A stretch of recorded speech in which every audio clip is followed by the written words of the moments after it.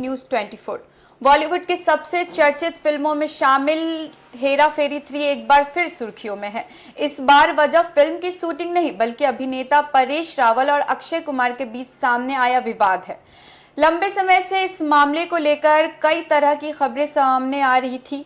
अब आखिरकार परेश रावल ने इस पूरे विवाद पर अपनी चुप्पी तोड़ी है और पहली बार खुलकर बताया है कि उन्हें 25 करोड़ रुपए का लीगल नोटिस क्यों मिला। परेश रावल ने एक इंटरव्यू में कहा कि इस मामले को जितना बड़ा दिखाया गया, वास्तव में बात उतनी बड़ी नहीं थी। उनके अनुसार यह कोई गंभीर कानूनी विवाद नहीं था, बल्कि कुछ परिस्थितियों और भावनात्मक फैसलों की वजह से ऐसा हुआ। उन्होंने बताया कि जब उन्होंने फिल्म हेरा फेरी 3 से अलग होने का फैसला लिया, तब निर्माता की ओर से उन्हें 25 करोड़ रुपए का लीगल नोटिस भेजा गया।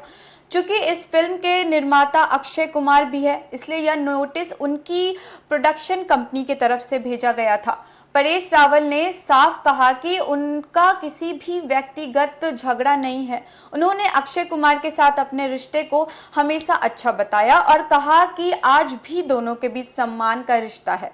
उन्होंने कहा कि उनका फैसला किसी व्यक्ति के खिलाफ नहीं था, बल्कि कुछ निजी और पेशेवर कारणों के लिए लिया गया था। अभिनेता ने कहा कि उन्होंने फिल्म छोड़ने का फैसला पूरी ईमानदारी से लिया था। उनका मकसद किसी को नुकसान पहुंचाना नहीं था। उन्होंने यह भी बताया कि बाद में दोनों पक्षों की बीच बातचीत हुई और मामले को समझदारी से सुलझाने की कोशिश की गई।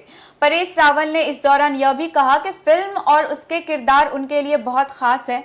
खासकर बाबूराव का किरदार लोगों के दिलों में आज भी बसा हुआ है। यही वजह है कि वह इस किरदार को हमेशा सम्मान करते हैं और दर्शकों के प्यार के कद्र करते हैं। हेरा फेरी और फिर हेरा फेरी की सफलता के बाद फैंस लंबे समय से तीसरे भाग का इंतजार कर रहे थे।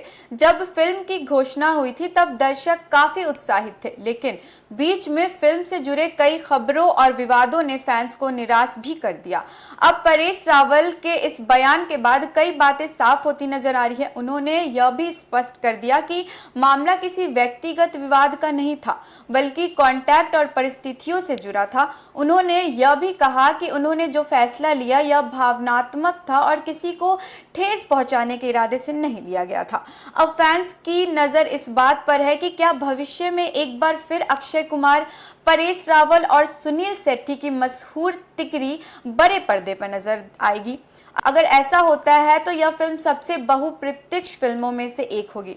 फिलहाल इस खबर में इतना ही। देखते रहिए एक न्यूज़ 24। धन्यवाद।